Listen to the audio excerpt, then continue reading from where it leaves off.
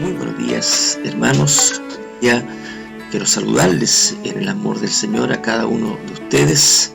Desear que Dios en este día del Señor les esté bendiciendo, esté guardando sus vidas, sus hogares, distintamente de quizás la situación que cada uno pueda estar viviendo, sea el Señor con su gracia y su paz en ustedes, en cada hogar, en cada familia. En este día, junto con saludarles, animarles a participar de este culto grabado, de las alabanzas, de los momentos de oración, que son instancias que ofrecemos al Señor, nos dirigimos a Dios en las oraciones, en los cánticos, pero a la vez nos disponemos a prepararnos, nos disponemos a escuchar la palabra del Señor. Y hoy día la predicación está a cargo de nuestro hermano presbítero Sebastián Ramírez. Él compartirá la palabra del Señor en este día. Es un texto que nos anticipa a lo que significará el próximo domingo en el calendario eclesiástico, en las efemérides cristianas, la celebración de Pentecostés, que es el próximo domingo. Y hoy día comparte este texto que es un anticipo, es la antesala, es decir, la ascensión de Cristo 10 días antes, la promesa reiterada del Señor de la venida del Espíritu Santo sobre la iglesia, sobre los que estaban reunidos en aquel tiempo. Hermanos, yo les animo a participar en este culto, pero centrando nuestra atención en lo que ha de significar lo más importante del culto que ofrecemos al Señor, que es la predicación de la palabra del Señor. Nosotros ofrecemos quizás imperfectamente nuestras oraciones, a veces nuestros cánticos, que con el corazón lo podemos ofrecer, pero no son perfectos, están en razón de nuestra condición. Pero lo que Dios nos ofrece es perfecto, es su palabra, que es predicada, enseñada, exhortada.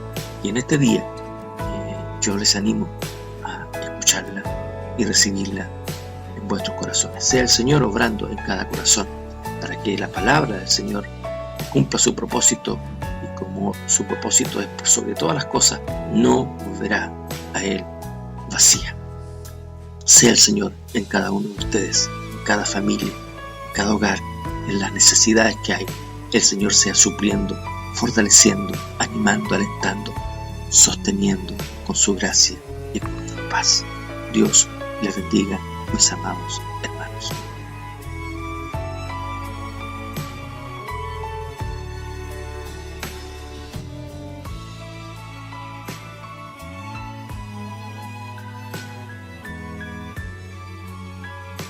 Buenos días, hermanos, es grato compartir con ustedes este día domingo de adoración al Señor. Les invito a que abramos nuestras Biblias en el libro de Salmos, capítulo 34, y daremos lectura a los 3 primeros versículos. Dice así la palabra del Señor. Bendeciré a Jehová en todo tiempo, su alabanza estará de continuo en mi boca. En Jehová se gloriará mi alma, lo oirán los mansos y se alegrarán.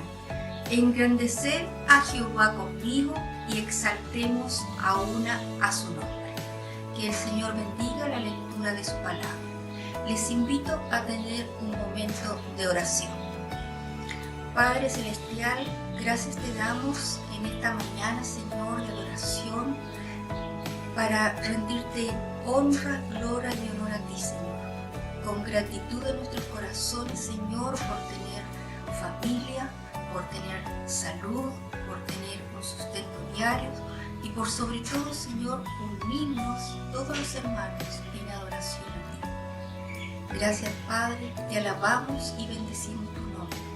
Quédate con nosotros en nuestras vidas y en nuestras familias. En el nombre de tu Hijo Jesucristo. Amén.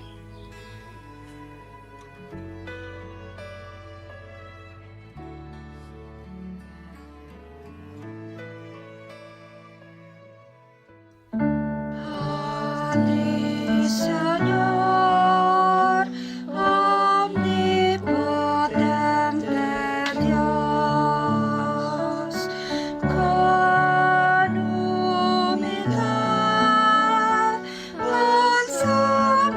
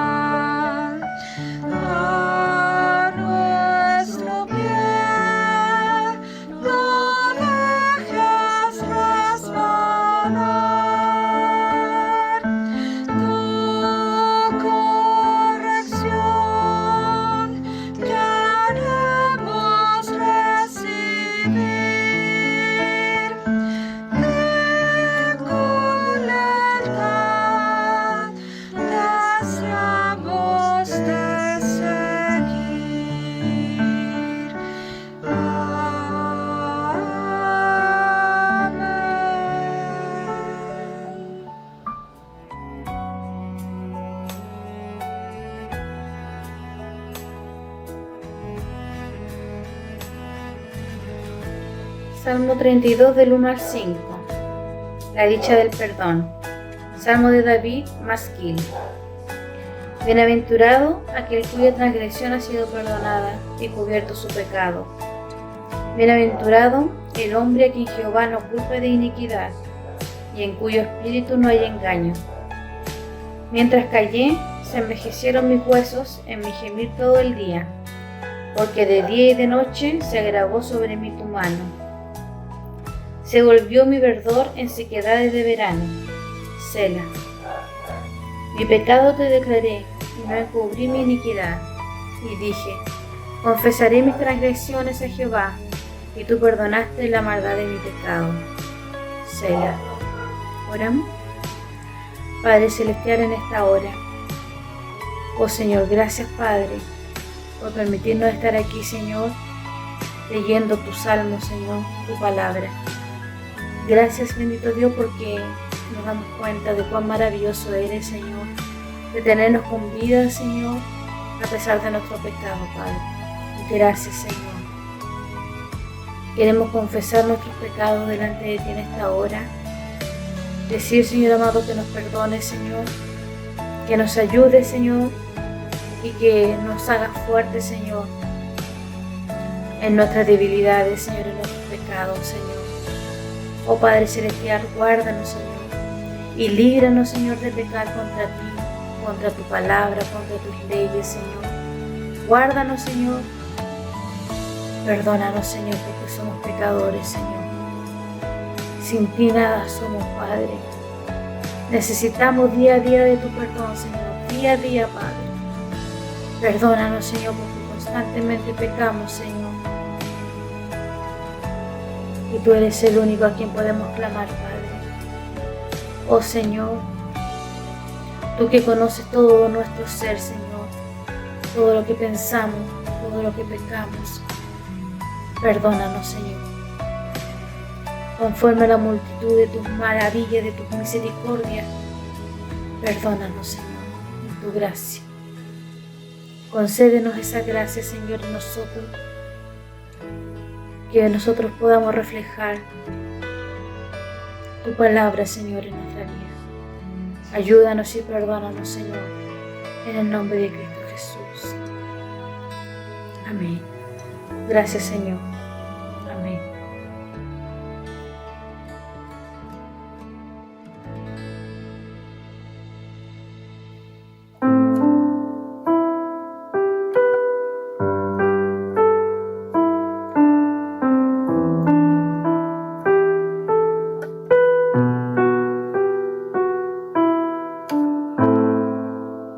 Preciosa sangre se derramó,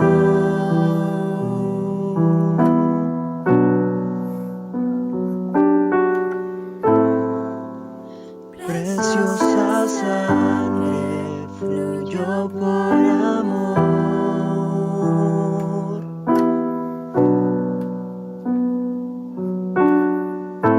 sobre ti el dolor.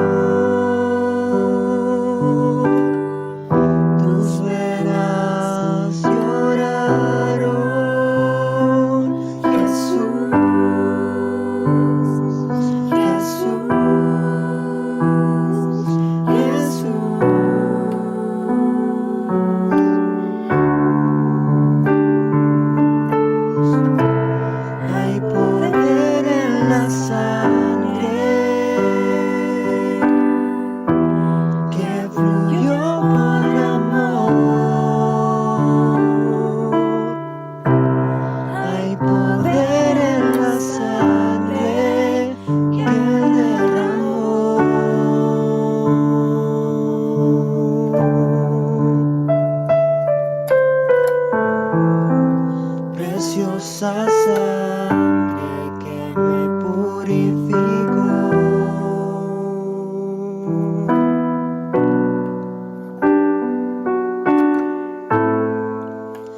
preciosa sangre que me transformó,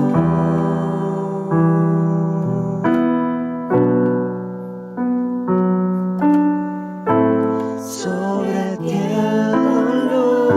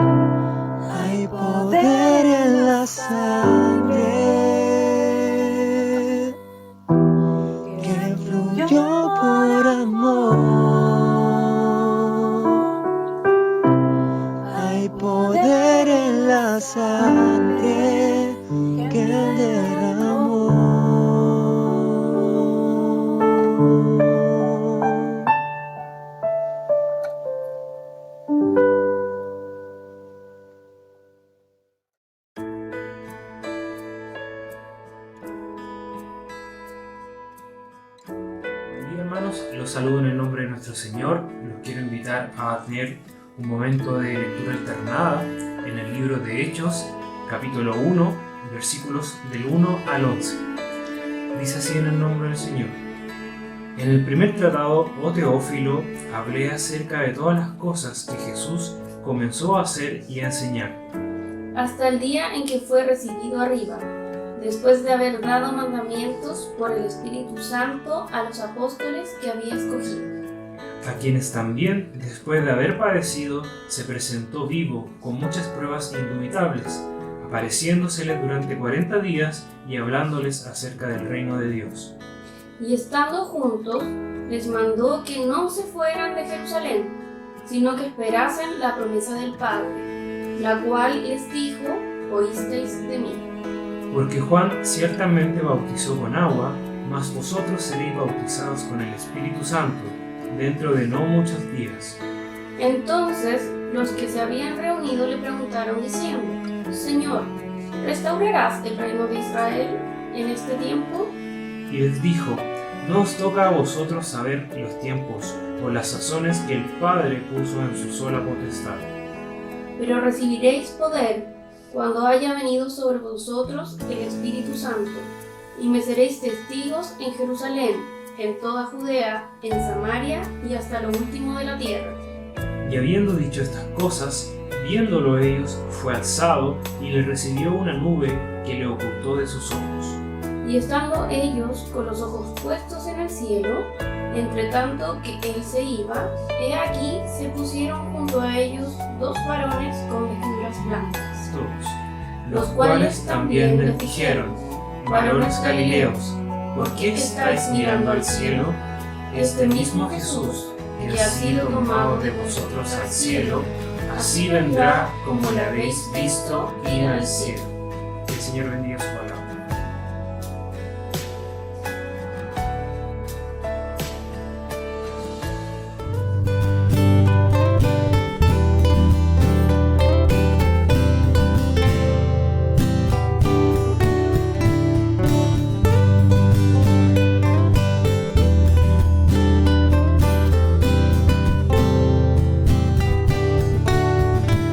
Eres santo,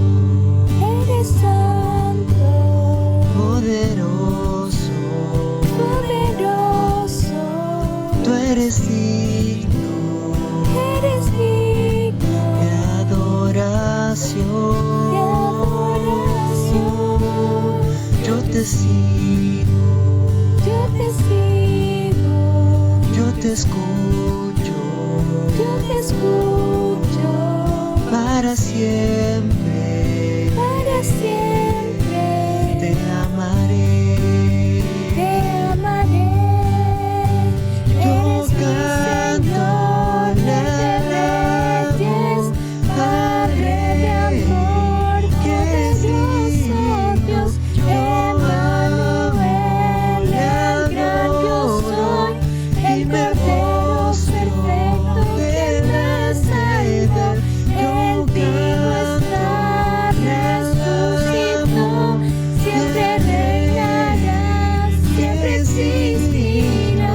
Eres Alfa, Omega, principio y fin, Salvador y Mesías, mi amigo fiel, Príncipe de paz, viviré solo por ti.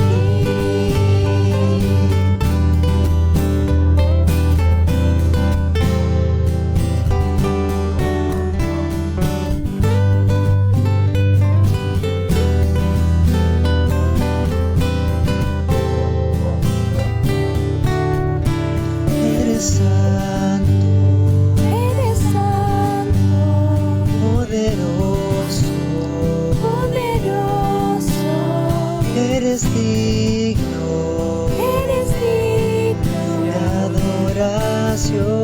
de adoración. Yo te sigo, Yo te sigo, yo te escucho, yo te escucho, para siempre para siempre te amaré. te amaré. Eres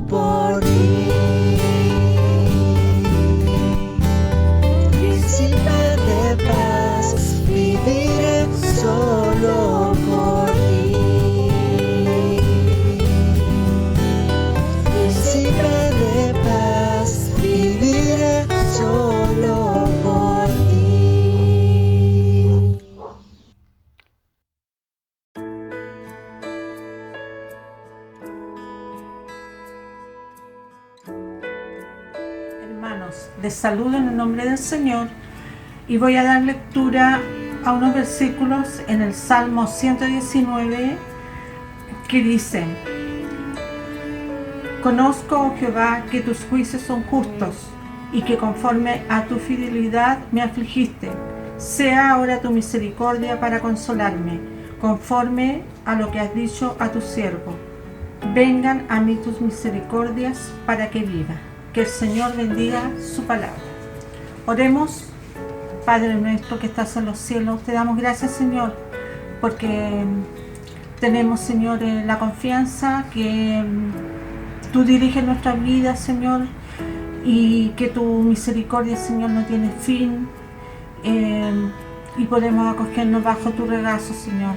Y en este día pido, Señor, por mis hermanos, por todos los que están pasando por problemas, Señor, ya sea de trabajo, de falta de trabajo, por enfermedades, Señor. Sé tú poniendo tu mano, Señor, de sanidad. Sé tú poniendo en los corazones, Señor, la confianza de que tú nunca nos dejas, Señor. Nosotros nos alejamos de ti, pero tú, Señor, siempre estás a nuestro lado, siempre estás ahí para protegernos. Agradecemos, Señor, los que estamos, Señor, sin problema, tu ayuda, Padre Celestial, pero también rogamos por nuestros hermanos, Señor, que muchos, señores, a través del mundo están sufriendo, Señor, por esta epidemia. Sé tú, Señor, consolando, sé tú, Señor, haciendo crecer nuestra fe, sé tú confortando, Señor, a los que están dolidos, a los que están con problemas, Señor, a nuestra amada iglesia, Señor, que tú nos ayudes a mantenernos en contacto, Señor, entre hermanos, y especialmente, Señor, con los hermanos que están enfermos. También, Señor, te pedimos que seas tú ayudando, Señor, en nuestra fe, Señor, manejando, Señor, muchas veces que decaemos, Padre Celestial, pero si nos aferramos a ti, Señor, tú nos ofreces tu poder, Señor, para poder cobijarnos bajo tus alas. Te damos gracias, Señor, porque tenemos esta instancia, Señor, y agranda nuestra fe, Padre Celestial, para que podamos dirigirnos a ti, Señor, en plena confianza de que tú estás escuchando nuestra oración. Todo esto te lo agradezco en el nombre de Jesús. Amén.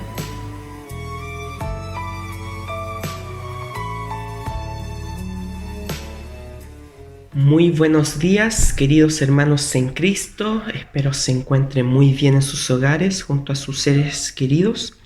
En esta oportunidad compartiré yo una porción de la Escritura y espero sea de bendición para todo aquel que la pueda oír y que Dios nos bendiga por medio de su palabra. Así que les invito a tener un tiempo de oración. Señor, en esta mañana queremos presentarnos delante de ti como hijos tuyos, Señor, solamente por tu gracia, porque así tú lo has querido. Señor, en esta hora queremos entregarte nuestra mente, nuestros pensamientos, nuestras emociones y sentimientos y sobre todas las cosas, nuestro corazón, para que tú los moldees, Señor, para que tú, Dios, siembres tu palabra en ellos, Señor, y así podamos crecer en tu gracia, en tu sabiduría, en tu conocimiento, Señor. Que este tiempo sea para bendecirte y alabarte y adorarte por sobre todas las cosas. En el nombre de Jesús, amén. Amén. Bien, yo ya he tenido la oportunidad de compartir sobre los primeros versos de Hechos de los Apóstoles, capítulo 1, desde el verso 1 al 11. Y es por eso mismo que en esta oportunidad me dedicaré a compartir algunos versos que no he compartido o no he profundizado mayormente en otra oportunidad. Así que me propongo compartir 3 puntos claves que van a ser mostrar la unidad orgánica entre el Evangelio de Lucas y el libro de los Hechos en el primer punto.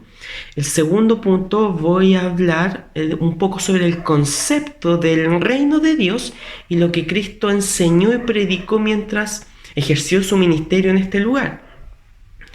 Y el tercer punto tiene que ver con que cuando Cristo asciende, mostrar cómo la iglesia tiene que vivir hoy en día a la luz del concepto reino de Dios.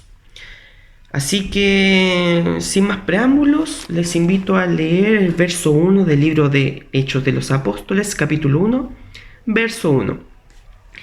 Y empieza así: en el primer tratado, oh Teófilo, hablé acerca de todas las cosas que Jesús comenzó a hacer y a enseñar. Aquí vemos que es alguien el que le está escribiendo a Teófilo. Teófilo era un gentil convertido al cristianismo. Y no es primera vez que aparece en algún libro de la Biblia, sino que también aparece en el Evangelio de Lucas, donde se le menciona: oh excelentísimo Teófilo.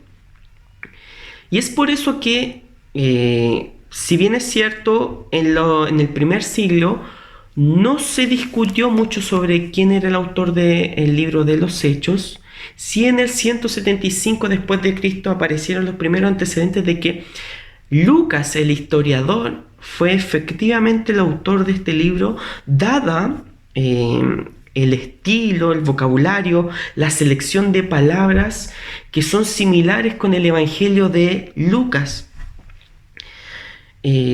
Así que, si vemos, vamos a observar bíblicamente un paralelismo entre el Evangelio de Lucas y el libro de los Hechos de los Apóstoles.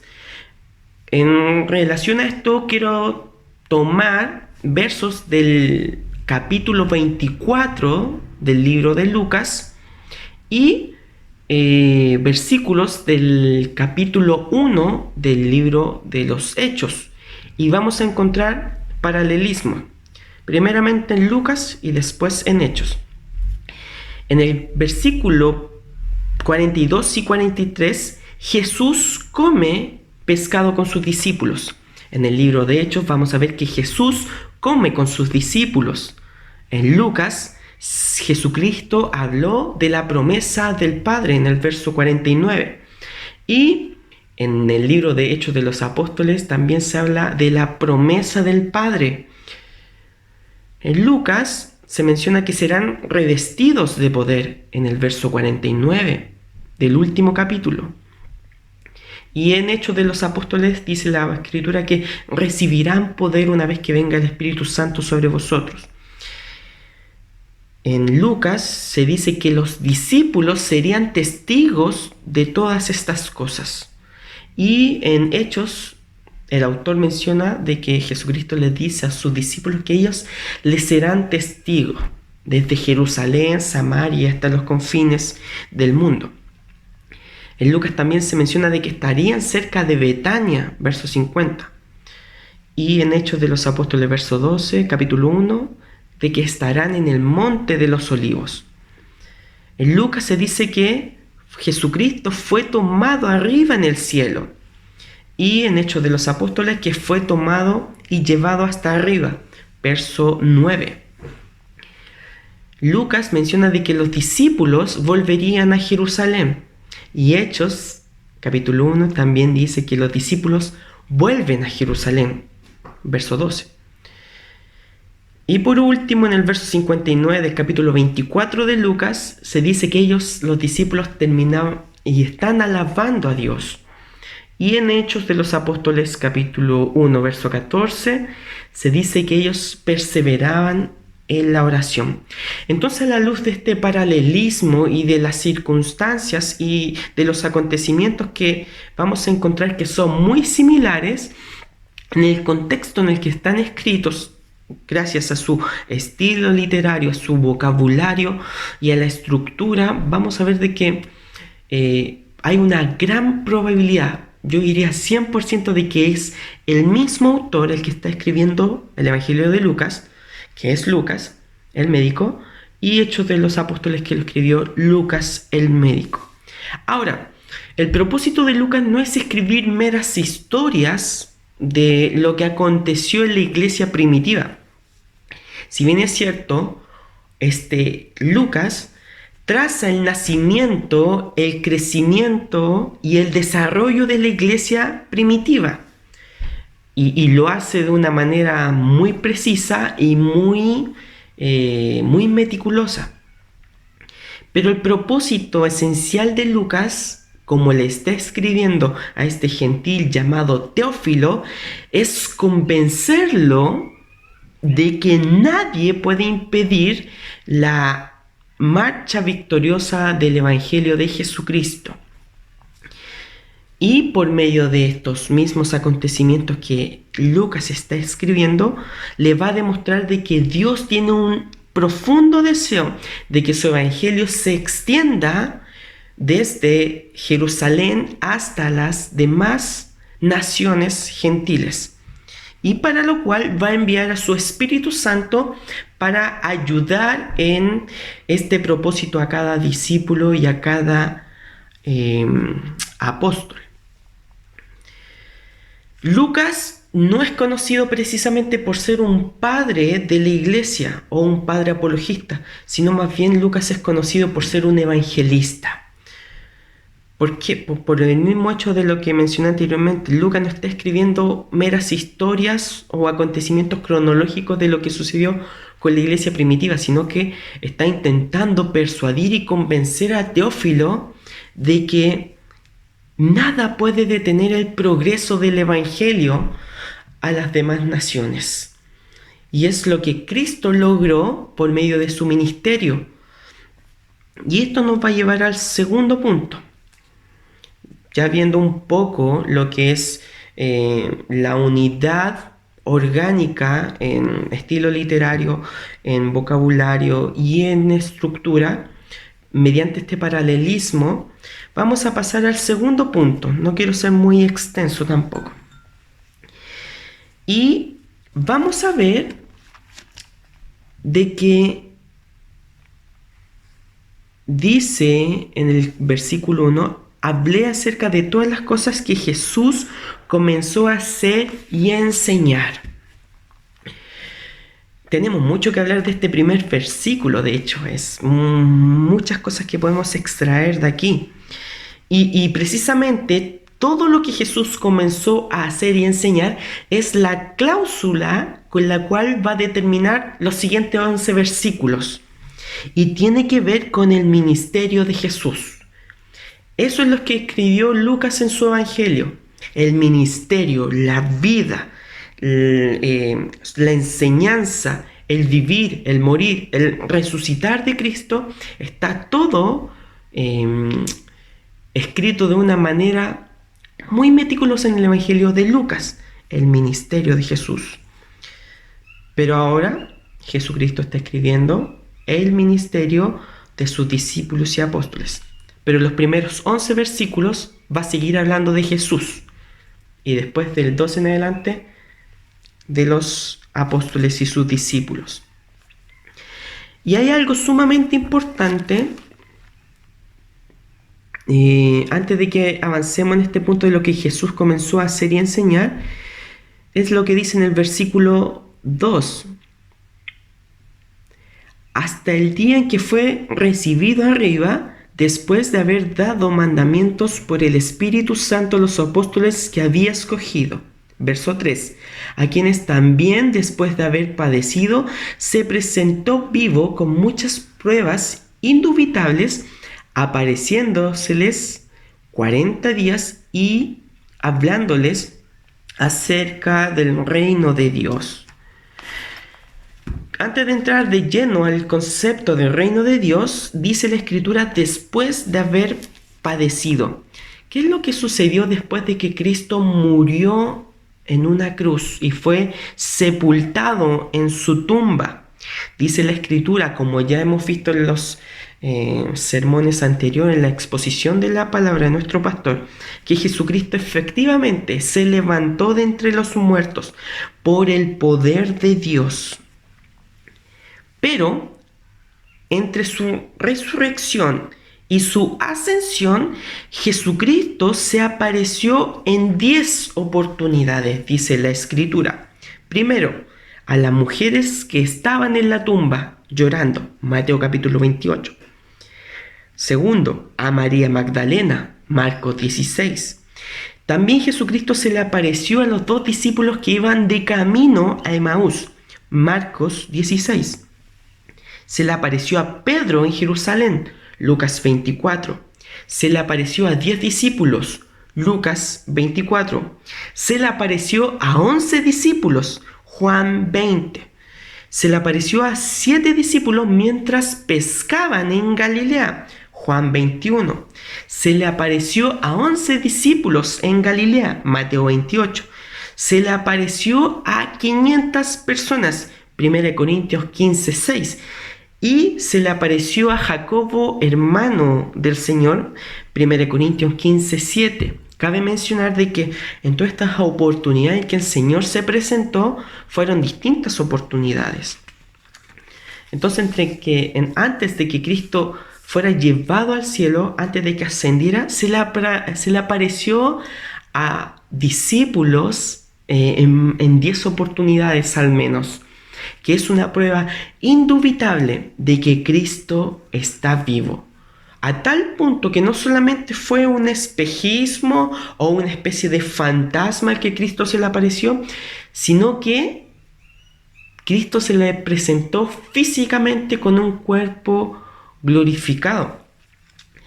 Y a tal punto que permitió que uno de sus discípulos, el incrédulo, Tomás Dídimo, introdujera su dedo en el orificio que le había dejado la lanza en el costado del cuerpo del Señor. Pudo tocarlo. Jesucristo comió con sus discípulos. Y Jesucristo dice en el verso 1 que había hecho algo y había enseñado algo, que está escrito en el Evangelio de Lucas. Y en el verso 3 al final dice que se le apareció 40 días y 40 noches hablándoles acerca del reino de Dios. ¿Y qué significa esto? ¿Cuál es el mensaje del reino de Dios? Porque aquí mismo está el corazón de la enseñanza de nuestro Señor Jesucristo. Cualquier cristiano o cualquier persona que se diga llamar cristiano y no conoce el concepto reino de Dios, probablemente no sea, y con toda seguridad, no es un verdadero cristiano convertido genuinamente. Porque el ser cristiano es tener conocimiento de lo que Cristo hizo, de lo que Cristo es, de lo que Cristo enseñó. Y lo que vemos en el Evangelio de Lucas es que cuando Jesucristo vino, el reino de Dios nos va a demostrar de que es el gobierno de Dios en los corazones y en la vida del pueblo de Dios. Quienes, de manera particular, individual, son ciudadanos e injertados en un nuevo cuerpo del cual Cristo es la cabeza. Y estos ciudadanos de este reino reciben el perdón de sus pecados y la vida eterna. Cristo, cuando vino a este lugar y se presentó delante de Juan el Bautista, efectivamente Juan el Bautista dijo: este es el Cordero de Dios que quita el pecado del mundo. Quiere decir que todas las promesas que han sido hechas en el Antiguo Testamento son sí en Cristo, según 2 Corintios primer capítulo, verso 20.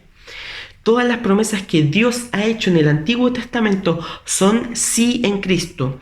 Todas las promesas hechas en donde se iba a presentar este Mesías, que iba a finalmente destruir y aplastar la cabeza, la simiente de la serpiente en la cabeza, iba a ser descendiente de la simiente de la mujer. Y aquella persona que le aplastaría la cabeza a la serpiente, que es Satanás, sería el Mesías. Y lo que dice 2 Corintios capítulo 1:20 es que todas las promesas se cumplen en Cristo. Son sí en Cristo. Cristo, Jesús, es el Mesías enviado por Dios, en el cual se cumplen todas las promesas hechas. Cristo es el cumplimiento vivo de las promesas de Dios. Cuando Cristo viene, les dice a sus discípulos: dichosos los ojos de ustedes porque ven y sus oídos oyen. Ciertamente los profetas y muchos piadosos anhelaron ver lo que ustedes ven y oír lo que ustedes oyen. Mateo 13, 16 y 17 versos. Dichosos ustedes porque con sus ojos ven y porque con sus oídos oyen. ¿Qué cosa? La venida de este Mesías, que vendría finalmente a renovar no solamente al ser humano, volver a que sea una verdadera imagen de Dios, sino que la creación misma va a ser libertada por medio del Mesías. Jesucristo mismo enseñó en Juan capítulo 5, verso 39, las Escrituras son las que dan testimonio de mí. Así que, cuando Jesucristo viene, Él lo que hace es inaugurar el reino de Dios en medio nuestro, porque Jesucristo es el verdadero tabernáculo donde habita la presencia de Dios, es el verdadero templo. Él dijo que Él iba a destruir y construir el templo nuevamente en 3 días. Él es el verdadero templo. Jesucristo es el verdadero Adán que cumplió a cabalidad el pacto de obras, en donde Adán tenía que obrar y confiar en la providencia de Dios. Es Jesucristo el que cumple cabalmente la ley de Dios plenamente, y Él le da cumplimiento al pacto de obras. Y Jesucristo es el verdadero Israel porque es Él efectivamente el que guarda y cumple toda la ley. Como estamos viendo en el libro de Jueces, en nuestros grupos de crecimiento, veremos de que el pueblo de Dios nunca va a cumplir a cabalidad las ordenanzas del Señor. Todo lo contrario, como que se corrompiera más, como que cayeran en pecados mucho más graves, pero el Señor los sostiene por su gracia y los perdona. ¿Por qué? Porque vendría este verdadero Israel, Jesucristo hombre, quien iba a introducir este nuevo pacto y que inauguraría el reino de Dios. Jesucristo es la buena noticia de salvación, porque Jesucristo es el quien trae el gobierno de Dios a nuestras vidas. Él trae el gozo de Dios a nuestras vidas. Jesucristo introduce el nuevo pacto. ¿Dónde vemos esto? En Gálatas capítulo 3, verso 13, donde dice que Cristo nos salvó de la maldición de la ley al hacerse maldición por nosotros. Nosotros creemos en el perdón sustitutivo, en que Cristo nos salvó sustitutivamente, en donde Él pagó por nuestros pecados. Fue Él. Él recibió la condenación y nosotros, por medio de la gracia, recibimos la justicia de Cristo imputada a nosotros solamente por medio de la fe en Jesucristo. Por eso es importante el ministerio de Cristo en el Evangelio de Lucas y en los 4 Evangelios, porque ahí vemos quién es Cristo, sus atributos, lo que Él es. Según Colosenses dice que Él es la imagen del Dios invisible, y también dice que por medio de Él fueron hechas todas las cosas. Jesucristo mismo es el autor de todas las cosas, es el creador, pero más maravillosamente autor y consumador de nuestra fe. Así que Jesucristo, cuando introduce este nuevo pacto, que es el pacto de gracia para nosotros, Jesús es el rey de este reino celestial. Jesús es el que va a gobernar en nuestros corazones de todos aquellos que creemos en Él. Así nos sometemos gozosamente a este reino de luz y hemos pasado de las tinieblas al reino del Hijo amado, Jesucristo. Cuando Jesucristo vino y fue bautizado por Juan el Bautista, y vino el Espíritu Santo de Él, y desde el cielo se oyó: este es mi Hijo amado en quien tengo complacencia. Posterior a eso, Jesucristo comenzó a predicar y a decir: vuélvanse a Dios porque el reino de Dios está cerca. Mateo capítulo 4, verso 17. Por lo tanto, cuando Jesucristo vino, efectivamente inauguró el reino de Dios. Quiere decir que el reino de Dios ya está presente. Cuando Cristo vino, ya está presente. Y es lo que dice una porción del Evangelio en donde se menciona de que es necesario atar al hombre fuerte para tomar todas las cosas que están en la casa. Y eso es lo que hace Cristo, finalmente. Anula el acta de los decretos que había en contra nuestra, tomando autoridad sobre toda potestad, todo dominio, y finalmente cancelando y anulando el acta de los decretos que había en contra nuestra. Y eso implica que Jesucristo ató al hombre fuerte, en este caso Satanás, y él ya no tiene más dominio sobre el creyente. Todo esto no lo ha hecho ni el pastor, no lo ha hecho ningún presbítero, no lo ha hecho ningún padre, ninguna madre, sino que lo ha hecho Jesucristo. Jesucristo, que a la vez es Dios y a la vez es hombre. Jesús es el camino estrecho en donde Él es el estándar para llegar a la presencia de Dios Padre. El que me ha visto a mí, ha visto al Padre, dice la Escritura. Por lo tanto, es necesario entender de que si queremos volver nuestros ojos al Dios, es necesario mirar y rendirse ante el Señor Jesucristo. Señor Jesucristo. Porque fue Él quien trajo el reino de Dios hasta nuestros corazones. Paso al tercer punto y último punto. Ya sabemos de que el reino de Dios está presente con Cristo. Pero en este tiempo en donde comienza el libro de Hechos de los Apóstoles y en donde serán llenos del Espíritu Santo para que sean testigos, como dice la Escritura, para que sean testigos en Jerusalén, en Judea, en Samaria y hasta los confines del mundo, serán llenos del Espíritu Santo. Vamos a ver de que el reino de Dios tiene que ser proclamado. ¿Por qué? Porque el reino de Dios aún no ha sido perfeccionado. Y eso apunta a la segunda venida de Cristo. Paso al tercer punto. Dice en el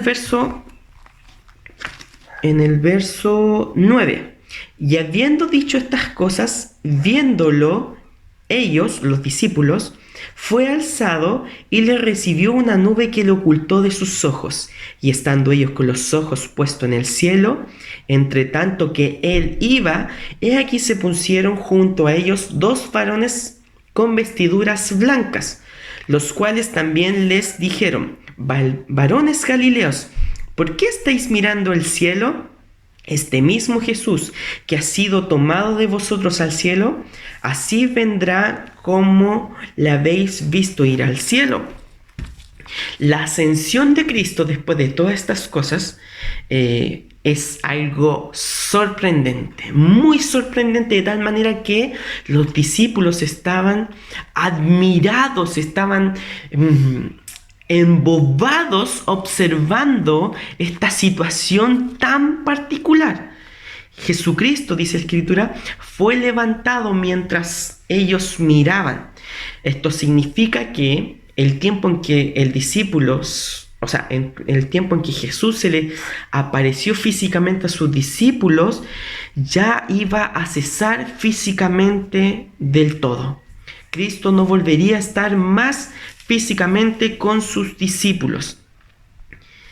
Y dice la Escritura que fue levantado, fue alzado. Y esto nos da a entender de que Cristo no se levantó solo, sino que Dios Padre fue quien lo tomó y lo llevó hasta su presencia misma. Eso da a entender de que fue Dios el que lo alzó, Dios Padre.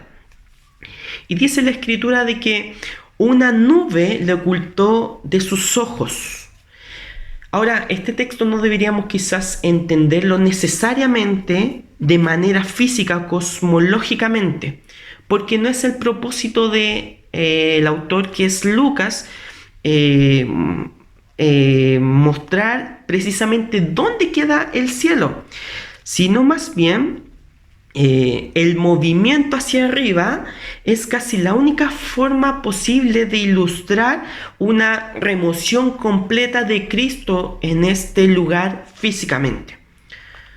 Por lo tanto, lo que está apuntando Lucas es que Jesucristo deja el escenario del mundo para ir a las glorias celestiales. Dice la Escritura de que una nube le ocultó de sus ojos. Es lo mismo que vamos a ver en el Evangelio de Mateo capítulo 17:5. Una nube cubrió a Moisés y a Elías mientras estaba Jesús con ellos en la transfiguración. Y desde la nube los discípulos oyeron la voz de Dios. También dice en el verso 10 de que se le aparecieron dos varones con vestiduras blancas. Evidentemente son ángeles que fueron enviados por Dios.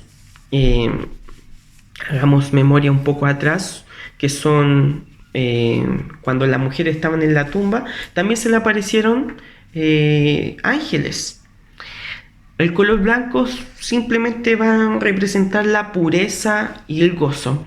Y el propósito de que Dios haya enviado a estos ángeles al lado de sus discípulos es revelar algo. Y les dice, varones galileos. ¿Por qué les dice galileos?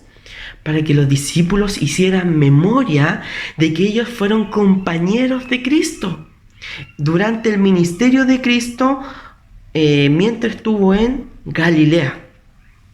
Los ángeles están puestos por Dios ahí para transformar cualquier tristeza en gozo. Y les dicen los ángeles, o van a manifestar, de que desde el cielo será Jesucristo quien dirigirá todo lo que ellos hagan para que se cumpla el propósito de Dios en ellos. También están para manifestarles de que Cristo volverá en el tiempo señalado.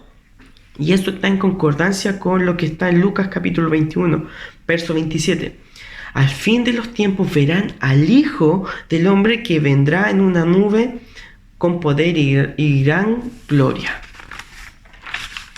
Finalmente los ángeles lo que hacen nada más es poner un equilibrio entre la ascensión de Cristo y su regreso en su segunda venida. Así como ascendió, Cristo también volverá. Y volverá Cristo físicamente con el mismo cuerpo glorificado con el que se fue al cielo. Y esto está en completa armonía con el carácter de Jesús, de Dios, y lo que está en su palabra, de que tanto Cristo atiende las necesidades y todas las materias del crecimiento de la iglesia, como también en la preparación de la morada para todos los seguidores. Juan capítulo 14, versos 2 y 13. Así que, como Cristo trajo el reino de Dios a nuestros corazones y lo inauguró, en este tiempo el reino de Dios tiene que ser proclamado. ¿Por qué estáis mirando al cielo? Este mismo Jesús que ha sido tomado de vosotros al cielo, así vendrá como lo habéis visto ir al cielo. Esto implica algo más que estas palabras. Implica de que no se queden quietos. Empiecen a, por medio del Espíritu Santo que iba a venir, a trabajar activamente en este reino para que muchos se vuelvan a Dios. El reino de Dios tiene en estos días que ser proclamado activamente, porque así las promesas de Dios, del reino de Dios, se van a cumplir plenamente en su segunda venida, cuando el reino de Dios sea definitivamente perfeccionado. Jesús les dice a sus discípulos: manténganse despiertos porque no saben ni el día ni la hora. Mateo 25, 13. Entonces estamos en un periodo intermedio en que Cristo ascendió y en que Cristo vuelva por segunda y definitiva vez. Cristo volverá físicamente con un cuerpo glorificado. este es un periodo intermedio al que la Escritura llama los postreros días o los últimos días. Y es un tiempo en que Dios ha determinado para que todos los elegidos se vuelquen a Dios por medio de la predicación de la palabra de Dios, por medio del Evangelio, por medio de la vida, doctrina y hechos de Jesucristo, por el cual manifiesta de que, hey, hay buenas noticias, el reino de Dios ya está en medio nuestro. Por lo tanto, en el momento en que nosotros creemos a Cristo, ya estamos en el reino de Dios, morando en los lugares celestiales juntamente con Cristo, como dice su palabra en Efesios y en Colosenses también. Ya estamos con Cristo. Así que la iglesia tiene que seguir trabajando activamente por lo que Cristo hizo. Jesucristo no nos dejó solos. Él dijo que Él iba a estar con nosotros hasta el fin del mundo, hasta los últimos tiempos. Y Él nos ha enviado a Dios mismo, que es el Espíritu Santo, como dice el verso 8. Pero recibiréis poder cuando haya venido sobre vosotros el Espíritu Santo. Y me serán testigos desde Jerusalén hasta el fin del mundo. Eso es lo que nos ha dejado Dios por gracia. Eso es lo que así es como Dios nos cuida providencialmente. Así es como Dios ejerce gobierno sobre nosotros por medio de su Espíritu Santo que ya mora en nosotros. Así que en el próximo sermón nuestro presbítero Diego nos compartirá sobre el Pentecostés, sobre cómo el Espíritu Santo llenó a la iglesia, y así vemos de que el libro Hechos de los Apóstoles, más que las historias de Pedro, de Pablo o de los apóstoles, finalmente es el Espíritu Santo obrando por medio de estos hombres llenos de Dios. Así que la iglesia no se detenga, que la iglesia no cese de seguir trabajando, cualquiera sea la circunstancia que estemos viviendo, porque ya estamos insertos en el reino de Dios y debemos trabajar activamente. No nos quedemos mirando al cielo así como pasmados o pegados o abobados, sino más bien, hey, este mismo Jesús que ustedes vieron subir al cielo, volverá con gloria y con poder. Y como compartí en una oportunidad, en su primera venida Jesucristo vino como el siervo sufriente, como el Cordero de Dios que quita el pecado del mundo. Pero en su segunda venida Jesucristo vendrá como el león de la tribu de Judá, con todo dominio, con todo poder, con toda autoridad, para juzgar todas las cosas. Así que la iglesia está siendo no solamente vista por este Dios trino, no solamente Dios conoce todo lo que la iglesia está haciendo, sino que también compareceremos cada uno de nosotros delante del tribunal de Cristo. Así que, hermanos, sigamos trabajando firmemente en predicar el Evangelio de Jesucristo para la extensión del reino de Dios en los corazones de todos aquellos que han sido elegidos desde la eternidad y para la eternidad. Que el Señor bendiga su palabra. Les quería compartir esto que espero que sea de gran bendición. Son versos que no había compartido y que siento que es necesario tomar toda la Escritura, porque toda la Escritura es útil para enseñar y toda la Escritura es inspirada por Dios. Así que, y hay mucho más, mis hermanos, hay mucho más. Me gustaría tener más tiempo para compartir. Que el Señor les bendiga. De verdad que mi oración es que todos seamos llenos de la palabra de Dios y del conocimiento de la voluntad de Dios, como nos enseña la epístola de Colosenses, para que estemos preparados para toda buena obra y llevemos fruto en toda obra. Así que el Señor les bendiga y les invito a tener un tiempo de oración. Amado Dios, gracias te damos por esta tu palabra, Señor.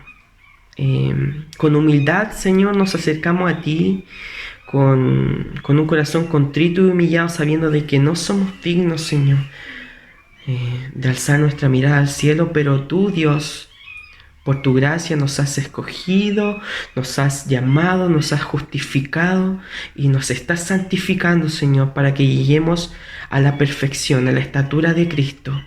Señor, qué maravilloso es tu evangelio, qué maravillosa es tu palabra.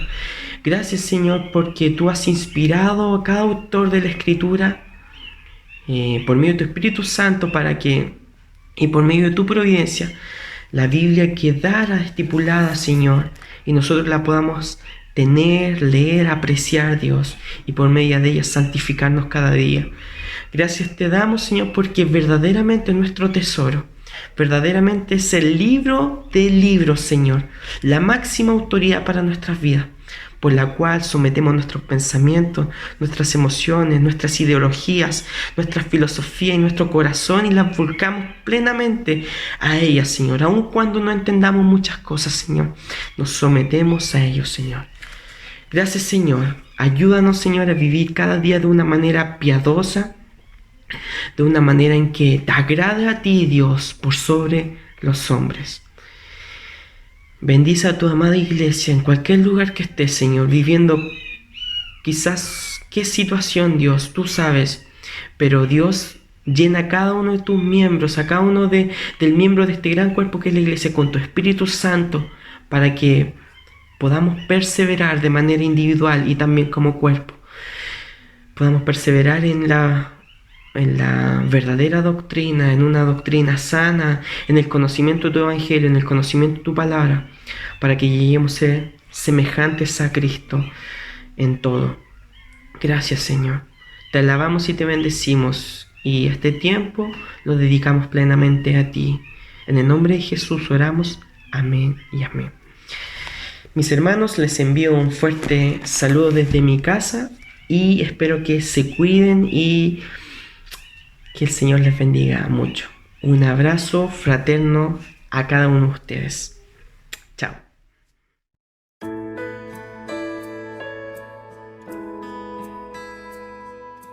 Bueno, después de escuchar y recibir la palabra del Señor, yo quiero invitarles a orar, dando gracias y pidiendo la bendición del Señor sobre cada uno de nosotros.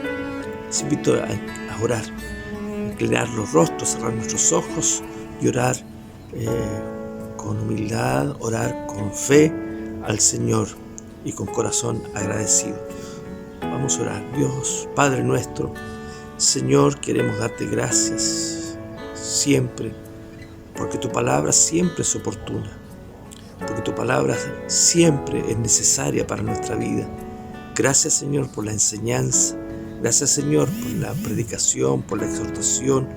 Gracias, Señor, por el alimento, por el sustento espiritual que recibimos a través de tu palabra. Rogamos que esta produzca fruto en cada uno de nosotros, nos anime, nos aliente a estar siempre confiados en ti, en lo que tú tienes para cada uno de nosotros y en tu fidelidad, oh Señor, que es en razón de tu misericordia, en razón de lo que tú eres, oh Señor, en la vida de cada uno de nosotros y en tu creación. Gracias, Padre. Pedimos ahora que tu bendición sea en cada uno de nosotros. Pedimos ahora que tu bendición llene nuestras vidas, nuestros hogares, nuestras familias, la vida de cada uno de los que ha escuchado y participado de este culto, Señor, en sus hogares. Tu bendición de Dios Padre, Dios Hijo y Dios Espíritu Santo sea en cada uno de nosotros. Dios Trino, Santo y Uno, ahora y siempre. Amén.